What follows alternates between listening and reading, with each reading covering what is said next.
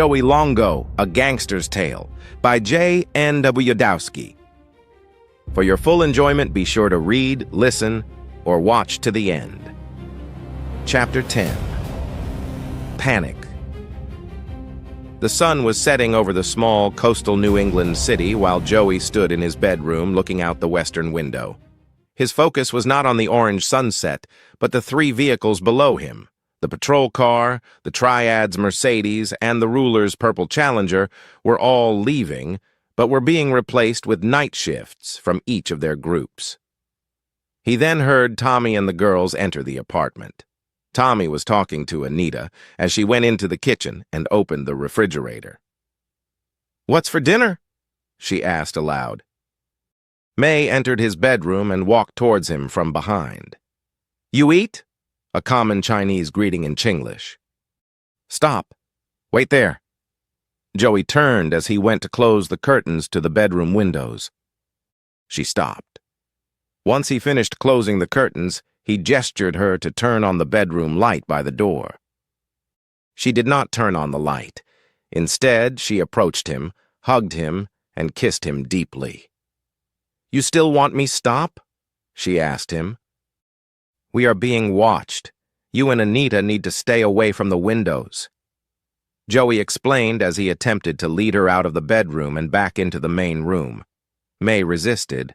Instead, she pulled on him to stay in the dark with her. Walking backwards, she used both her hands to drag him towards the bed behind her. He held his ground, smiling at her. "They are just outside." "Close door, I want you." She put her hands on the back of his neck. Reaching up, she passionately kissed him again. Breaking her hold of him, he whispered to her, "Later, May. Later." Taking her hand, he gently guided her back into the great room. As they both entered the large room, they could hear the sizzle of the steaks Anita was cooking in the frying pan with butter, garlic, and red wine. "I am hungry," Anita proclaimed. "That is what the steaks are for. None for me," Joey responded.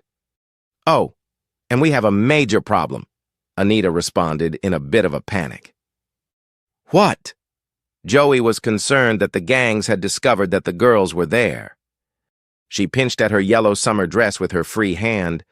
"I have been wearing this for 2 days now. I need a change of clothes. I need to go back to my apartment." May nodded in agreement. "I too know other clothes." Joey understood the problem. He sighed as he thought how the girls could get fresh clothes without letting the occupants of the vehicles outside know they are with him. He could not let them leave the building, fearing they would be snatched and used as leverage against him. Mentally, he kicked himself for making the amateur mistake of forming attachments during a very dangerous venture. Joey walked back to his bedroom. They could hear him opening his closet door. He returned with 2 of his dress shirts. He held them up for the girls. "You can wear these until I can get you new clothes tomorrow." "What about my panties? They are 2 days old, too," Anita answered as she flipped the steaks with a serving fork. May nodded in agreement. "If they are that bad, I guess just go commando for tonight," Joey responded. "Go commando?" May asked. "It means we don't wear panties." "Oh." May put her hand over her mouth and giggled. "Tai Shingan." "Not too sexy." Joey smiled at her. "My shirts on you would cover you like a short dress." May took one of his dress shirts from him. She went to the bedroom and closed the door. A moment later, she emerged wearing only his shirt. She stroked the cotton shirt against her form. "Henshingan?" she coyly questioned Joey. "Very sexy," Joey admitted. Using the serving fork, Anita slapped the steaks hard onto the plates that Tommy had set on the table. The sound directed everyone's eyes to Anita. "I'll change after I eat." 2 hours later. Anita, along with May, was curled up on the couch wearing only one of Joey's shirts when her phone rang. "Whoever it is, you are not here," Joey reminded her as he handed her and May cups of milk tea with honey. He then went to retrieve tea for himself and Tommy. Anita looked at the caller ID. She answered, "Hi, Teresa." Anita listened. "I decided to visit my mom in Boston. Sorry I didn't tell you, last-minute decision." She looked at Joey as she listened to Teresa. "I am going to be visiting relatives for the next few weeks." Again, she was silent as she listened. Her face soured with concern.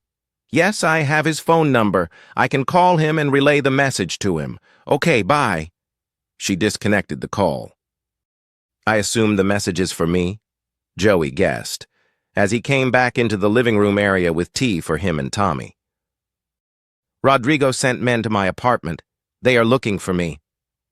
Anita looked worried. "You were right about them wanting to get to you through me." "The message? From her cousin?" Joey asked again. "Rodrigo heard of you taking out 4 of the triads. He is willing to reconsider your offer.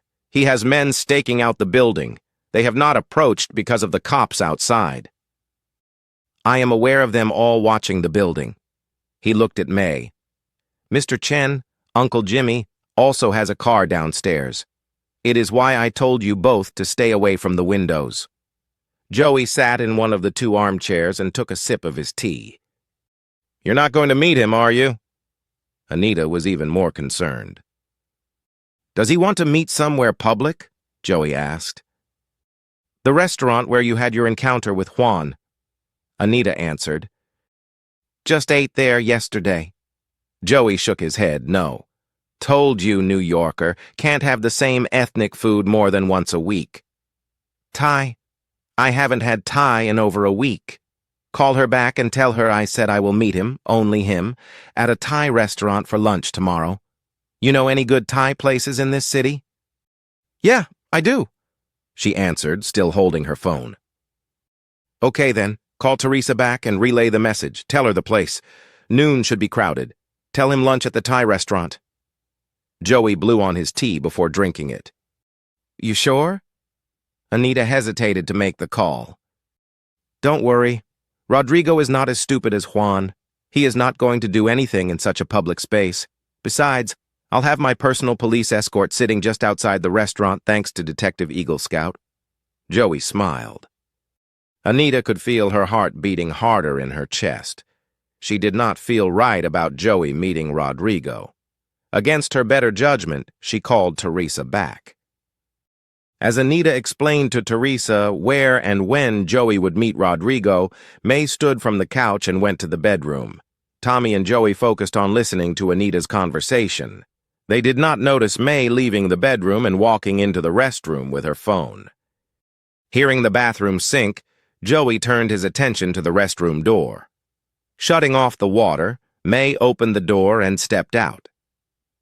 Seeing that Joey was looking at her, she smiled and approached him. Taking up a position behind him where he sat, she leaned into him. Kissing his ear, she whispered, "I sleep with you tonight, okay? No, go to Tommy's place." Her breath into his ear, along with her gently nibbling on his earlobe, gave him goosebumps on the back of his head as waves of chills traveled up and down his spinal cord. Sensing the effect she was having on him, she pressed up against him more so. He could feel not only the hardness of her aroused nipples, but also the hardness of her phone in the dress shirt's breast pocket. Collecting himself, he turned to look at her and kissed her gently on her mouth. "Not tonight, May.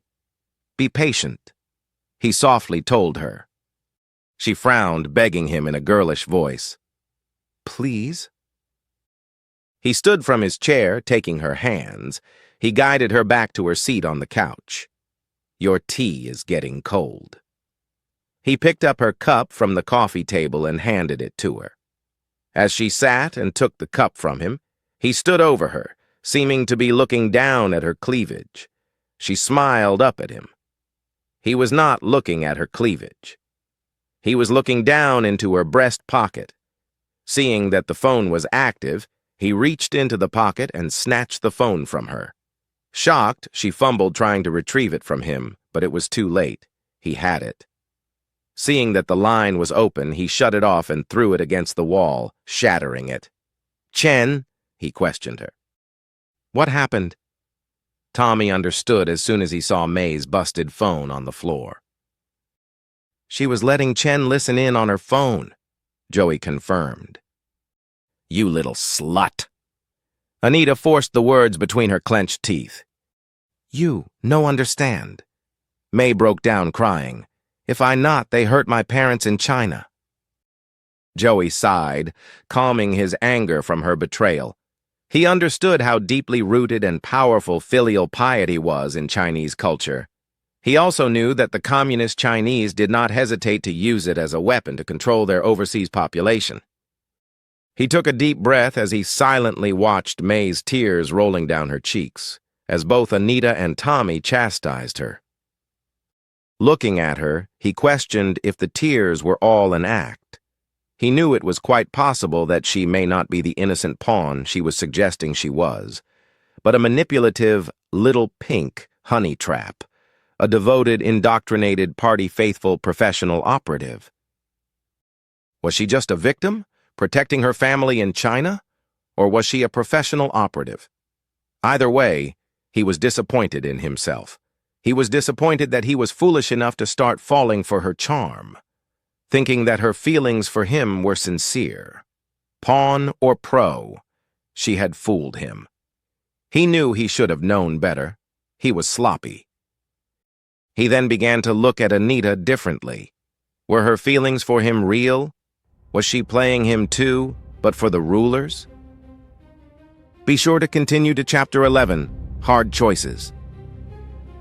To support the author, please like, share, comment, and subscribe.